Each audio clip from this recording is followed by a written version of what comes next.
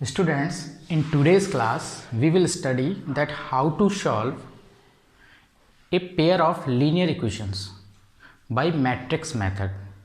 Matrix method की help से हम लोग linear equations, pair of linear equations या सिस्टम ऑफ लीनियर इक्वेशंस को कैसे सॉल्व करते हैं इसको डिस्कस करेंगे।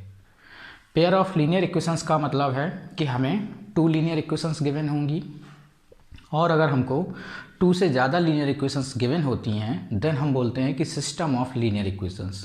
तो अगर हमको पेयर ऑफ लीनियर इक्वेशंस या फिर general system of linear equations given हो then how to find the solution of the given system of linear equations. Understand? तो बच्चों इसके लिए हम लोगों ने ये पढ़ा है कि a into adjoint of A is equal to होता है determinant of A into I. और इससे हमारा एक इम्पॉर्टेंट रिजल्ट निकल के आया था, वो ये था कि A inverse is equal to adjoint of A upon determinant of A. ये दोनों रिजल्ट हम लोग पढ़ चुके हैं। मेन रिजल्ट आपका ये होता है, इसी को जब हम फर्दर कुछ मल्टीप्लाई करते हैं तो हमको ये एक नया रिजल्ट मिलता है। अंडरस्टैंड?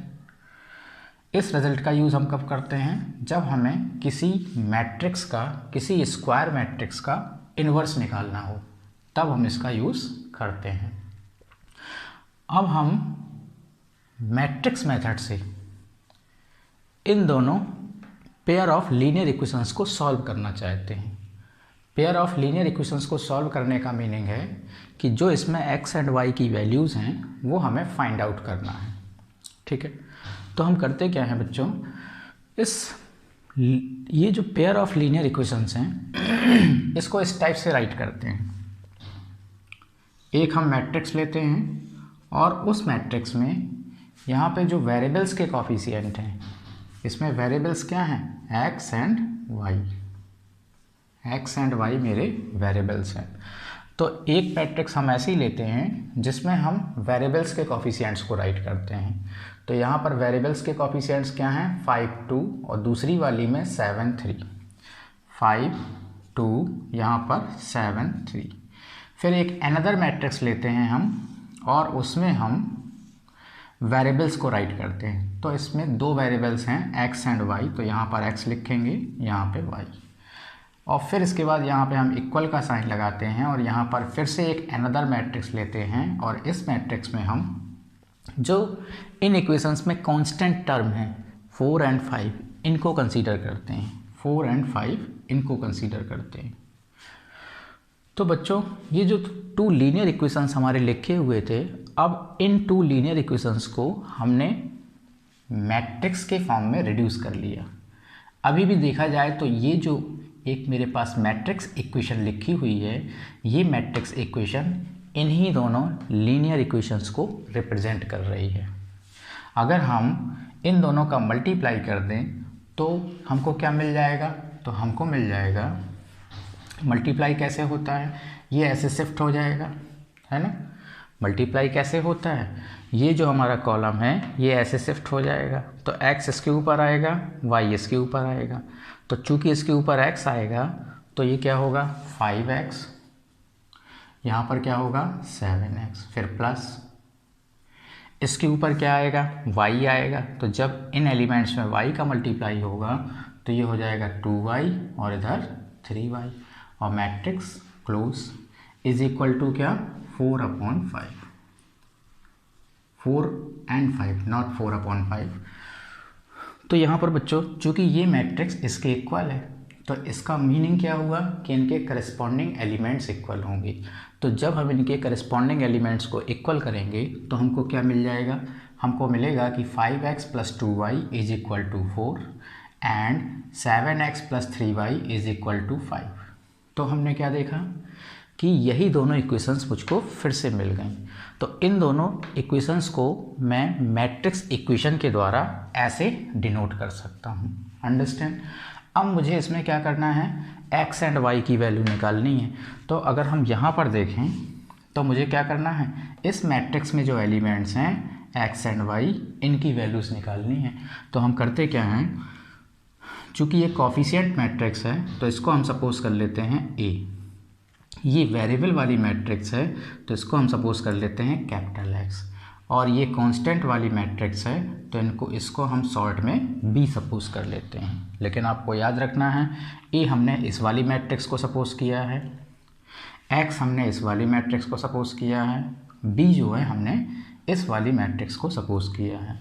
तो इसमें मुझे क्या फाइंड करना है, एक्स मैट्रिक्स फाइंड करना है, क्योंकि इसी मैट्रिक्स में तो हैं एक्स एंड वाई। तो मुझे क्या फाइंड करना है, एक्स मैट्रिक्स फाइंड करना है। तो अगर मुझे एक्स मैट्रिक्स फाइंड करना है तो मैं क्या करूं, ए को उधर ले जाऊं। तो जब ये ए मैट्रिक्स उधर जाएगी तो ये उधर इन्वर्स में जाएगी। जब ये ए मैट्रिक्स उधर जाएगी तो ये उधर किस में जाएगी, इन्वर्स में जाएगी। तो ये हो जाएगा x is equal to A inverse B. इस टाइप से जब कोई मैट्रिक्स उधर जाती है दूसरे साइड तो फिर वो इन्वर्स में जाती है। अगर कोई कांस्टेंट नंबर होता तो वो डिवाइड में जाता, लेकिन जब कोई मैट्रिक्स उस साइड जाएगी तो वो इन्वर्स में जाएगी। तो इसलिए ए इन्वर्स इंटू बी। तो मुझे एक्स ही तो निकालना है, तो एक्स किसके इक्वल है, ए इन्वर्स इंटू बी के इक्वल है। अब हम क्या करते हैं, चूँकि हम जानते हैं ए इन्वर्स क्या होता है, adjoint of A upon determinant of A into B. तो ये मेरा x की वैल्यू आ गई। अब अगर हमें x की वैल्यू निकालनी है तो हम क्या करें, एडजॉइंट ऑफ a निकालें, b तो हमको पता ही है, ये है ना b, और डिटर्मिनेंट ऑफ a निकालें। अगर ये तीनों चीज़ें हमारे पास आ जाएंगी तो x की वैल्यू जो है वो इन्हीं तीनों पे डिपेंड कर रही है, x की वैल्यू मेरी निकल के आ जाएगी। ठीक है, तो अब हम क्या करेंगे, सबसे पहले निकालेंगे एडजॉइंट ऑफ a। क्या निकालेंगे, एडजॉइंट ऑफ ए। तो adjoint of A of 2 cross 2 matrix मैंने आपको बताया था, बड़ा ही सिंपल होता है, कोई भी कैलकुलेशन की ज़रूरत नहीं है। क्या करते हैं, जो मेन डायगोनल के एलिमेंट्स होते हैं उनको हम इंटरचेंज कर देते हैं। तो ये मेरा ए है, इसका मुझे एडजॉइंट निकालना है। तो इसमें मेन डायगोनल के एलिमेंट्स क्या हैं, 5 3, तो इनको इंटरचेंज कर दो, तो इधर 3 हो जाएगा, इधर 5 हो जाएगा। फिर ये जो दूसरा वाला डायगोनल होता है इसके एलिमेंट्स के साइन चेंज कर देते हैं, तो इन एलिमेंट्स के क्या हो जाएंगे, साइन चेंज हो जाएंगे। तो इधर हो जाएगा -2, इधर हो जाएगा -7। तो इस टाइप से आपका एडजॉइंट ऑफ ए निकल आया। फिर इसके बाद हम डिटर्मिनेंट ऑफ ए निकालते हैं। तो determinant of A of 2 cross 2 matrix कैसे निकाला जाता है, इसका इसमें मल्टीप्लाई करो माइनस इसका इसमें मल्टीप्लाई करो, जो भी वैल्यू आएगी वही डिटर्मिनेंट हो जाएगी। तो 15 - 14, सो 15 - 14 करेंगे तो आ जाएगा 1। तो डिटर्मिनेंट ऑफ ए जो है वो कितना आ गया, 1 आ गया। तो ये भी आ गया, ये भी आ गया। बी तो आपको मालूम ही है, बी एक्चुअल में क्या है, ये वाली मैट्रिक्स है, तो बी तो हमें मालूम ही है। तो अब हम क्या करते हैं, x is equal two values put करते हैं। सबसे पहले क्या है, 1 अपॉन डिटर्मिनेंट ऑफ ए। तो 1 upon determinant of A, determinant of A 1 आया है तो 1 राइट कर दिया। फिर adjoint of A into B. तो एडजॉइंट ऑफ ए क्या है, एडजॉइंट ऑफ ए की वैल्यू है 3 - 2 - 7 5, ये हो गया adjoint of A. Into B भी राइट करना है, तो बी यहाँ पर क्या है, B is the matrix whose elements are 4 and 5। ठीक है, ये हमारी बी थी। अब मुझे क्या करना है, इन दोनों का मल्टीप्लाई करना है, इन दोनों मैट्रिसेस का मल्टीप्लाई करना है। तो कैसे करेंगे मल्टीप्लाई, तो ये हो जाएगा x is equal to, multiply के लिए क्या किया जाता है कि जो इसका कॉलम होता है इसको हम यहाँ रो के शेप में रख देते हैं। ये जो कॉलम होता है इसको यहाँ रो के शेप में रख देते हैं। तो जब हम रो के शेप में रखेंगे तो ये 4 जो है इधर आएगा, 5 जो है इधर आएगा। तो इन एलिमेंट्स में 4 का मल्टीप्लाई होगा प्लस इन एलिमेंट्स में 5 का मल्टीप्लाई होगा। ठीक है, तो कर देते हैं इन एलिमेंट्स में 4 का मल्टीप्लाई, सो 4 3 = 12 और ये हो जाएगा -28। फिर इसके बाद इन एलिमेंट्स में 5 का मल्टीप्लाई होना है, तो प्लस, जब इसमें 5 का मल्टीप्लाई होगा तो ये -10 आएगा इधर, -10। इसमें जब 5 का मल्टीप्लाई होगा तो +25 आएगा। ठीक है, सो ये आ गया x = 12 - 11 1 हो गया, -28 + 25 -3 हो गया। अंडरस्टैंड? यहाँ तक बात समझ में आ गई। अब जो मेरा x एक्चुअल में था उसको राइट कर देते हैं। तो x मैट्रिक्स, जो कैपिटल X मैट्रिक्स थी, वो एक्चुअल में क्या थी? This was the matrix containing of the elements x and y। ये जो मैट्रिक्स है ये एक्चुअल में ये थी, तो इसको एज इट इज़ वही राइट कर दिया। और यहाँ पर क्या आया? A matrix whose elements are 1 and -3। तो हम क्या देख रहे हैं कि ये मैट्रिक्स इसके इक्वल है। तो अगर ये मैट्रिक्स इसके इक्वल है तो इनके करस्पॉन्डिंग एलिमेंट्स क्या होंगे? इक्वल होंगे। तो अब हम क्या करते हैं, इनके करस्पॉन्डिंग एलिमेंट्स को इक्वल कर देते हैं। तो x किसके इक्वल होगा? 1 के इक्वल। y किसके इक्वल होगा? -3 के इक्वल। तो यहाँ से मेरा आ जाएगा x = 1 एंड y = -3। तो ये हमारी x एंड y की वैल्यूज़ आ गई।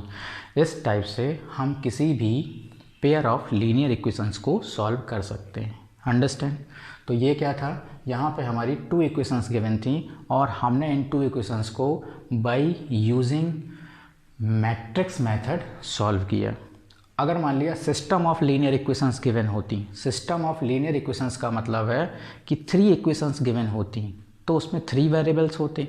तो अगर उसमें 3 वेरिएबल्स x, y, z होते तो उनकी वैल्यू भी हम इसे ऐसे ही निकालते जैसे कि हमने यहाँ पे निकाली है। बस अंतर इतना होता कि यहाँ पर जो मैट्रिक्स है ये हमारी 3x3 की मैट्रिक्स होती। अंडरस्टैंड? ये जो मैट्रिक्स है इसमें x, y एक वेरिएबल और आता, z भी आता, यहाँ पर भी 3 कांस्टेंट आते। अंडरस्टैंड? तो सेम प्रोसेस है, चाहे हमारे पास 3 इक्वेशंस गिवन हों, चाहे 2 इक्वेशंस गिवन हों। ठीक है, 4 इक्वेशंस नहीं गिवन होंगी क्योंकि ये अभी आपके सिलेबस में नहीं है। आपके सिलेबस में मैक्सिमम 3x3 की ही मैट्रिक्स गिवन होंगी। अंडरस्टैंड? तो इसको नोट कर लीजिए। नेक्स्ट क्लास में जब हम आएंगे तो डिस्कस करेंगे that how to solve system of linear equations when 3 equations are given. Okay, so note down this.